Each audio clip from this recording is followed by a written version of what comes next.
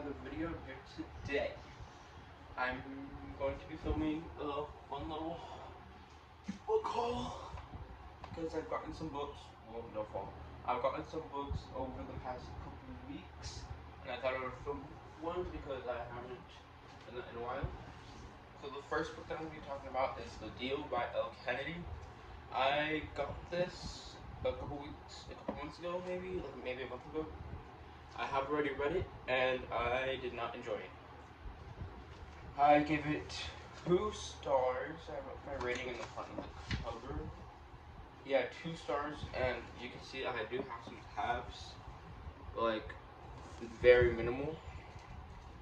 Like I had a lot of pink tabs towards the beginning, and then I started like transitioning to yellows and greens and some blues at some points. What did blue mean again?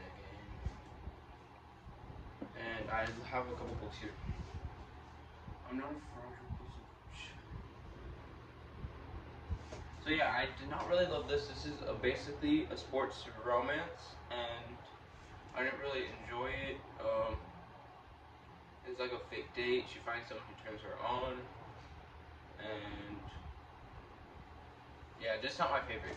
Just made me uncomfortable. I didn't really enjoy it. Definitely not a book that I'll be reading again. And then I got these books recently. So I got Act 1 by Moss Hart.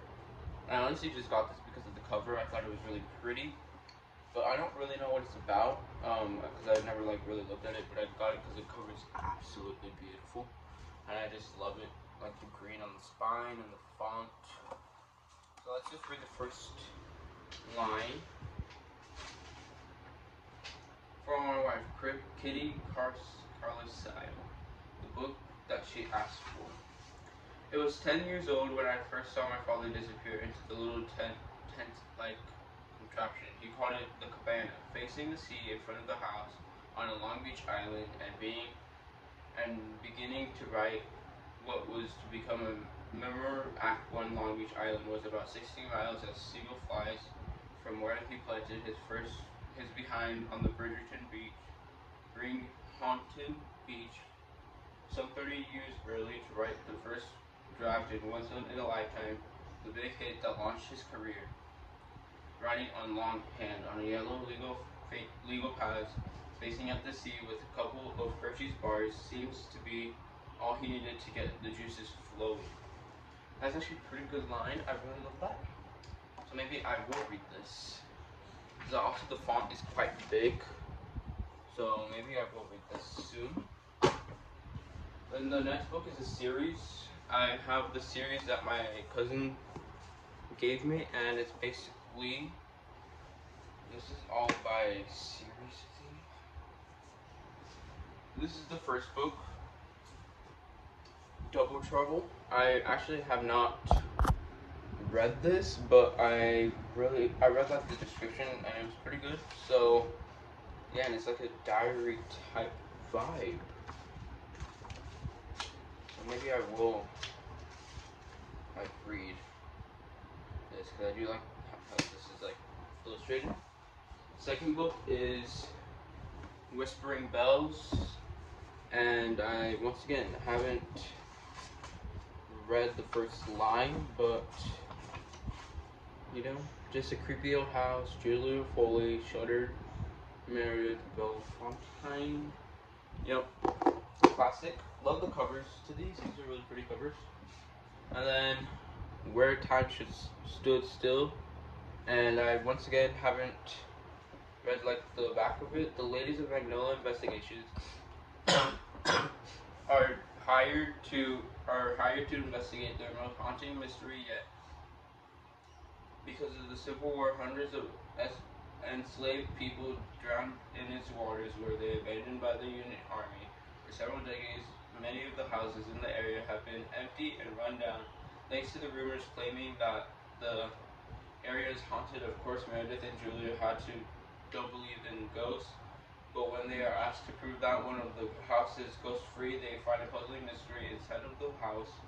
It looks like a family disappeared overnight, dishes still in the sink, a newspaper open on the table. What happened to the family that lived there? Why did they suddenly vanish? Meanwhile, Meredith trying to sort through her late husband's belongings and finding it hard to let go.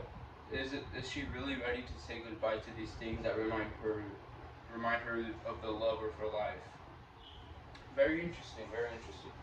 And what do these books say? I know Double Trouble is like the first book. Oh, yeah, very, very pretty. The back of the illustrations are also really stunning. Like, look how beautiful that is. Okay, those are 6 books. No, 5. This is 6. Anne Frank. I actually have not read this, but my sister gave this to me, and I have watched the movie Anne Frank already, and there's like a couple little illustrations towards the beginning.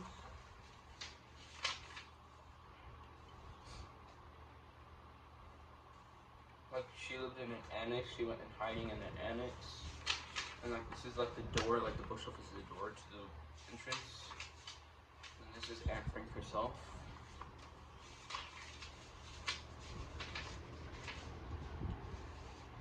Written by a young girl, and the young are not afraid of telling the truth. It's one of the wisest and most moving commentaries on war, and it's an impact on human beings that I've never read. Anne Frank's account of the changes who wrote upon 8 people hiding from the Nazis from 2 years during the occupation of the Holland, living in the constant fear of isolation, imprisoned not only by the terrified outward circumstances of the war, but inwardly by themselves made me intimately and shockingly aware of the war's greatest evil. So yeah, this is another book that I want to read, The Diary of a Young Girl, Anne Frank. And then the next book that I got, I actually read this in my recent vlog. This is The Lost Bookshop. I actually did read the first 2 pages, and it was pretty fun. To all the book lovers.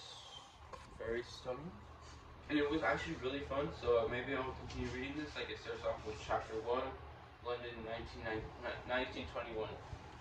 So maybe I will read this, because this is about a vanishing bookshop, cast in its spell. Unsuspecting strangers discover their own stories, ones found in the pages of their beloved books. By unlocking secrets off the shelves, they find themselves transported to another world of wonder where nothing is as it seems. Very stunning. Then these are 2 children's books that I have here. This is just Esperanza Rising. I read this in 5th grade, and I remember really enjoying it, so maybe I will reread this soon. Maybe in the next video that I plan on filming. And Walk Two Moons. I actually have heard of this, and I really want to read it, so maybe I will. 13-year-old Salamanca Treehill, as known as Sal, is traveling from Ohio to Idaho with her grandparents in searching of her mother. Along the way, she tells them the story of the Phoebe Winterbottom, who received a mysterious message, met a potential lunatic, and whose mother disappeared beneath the Phoebe's story and Sal's story, and that of her mother, who left one day for Idaho, has not returned. Sal has less than a week to get to Idaho in time for her mother's birthday and bring her back. Despite her father warning that she is fishing in the air, Sal knows this journey is the only chance she has for reuniting with her family. So it sounds like a mystery to me. So maybe I will read this. Chapter 15, Snake Has a Snack. A snake has a snack. I need to read this first so I can understand what that means. But yeah, those are all the books that I have on my shelf that I wanted to haul and show you guys. It's a good nine books that I have that I just had sitting on my shelves that were waiting for me to haul them, and I can't wait to read a lot of these books and have some fun. So I hope you guys enjoy this very interesting book haul, and I hopefully will see you guys in the next video. Bye!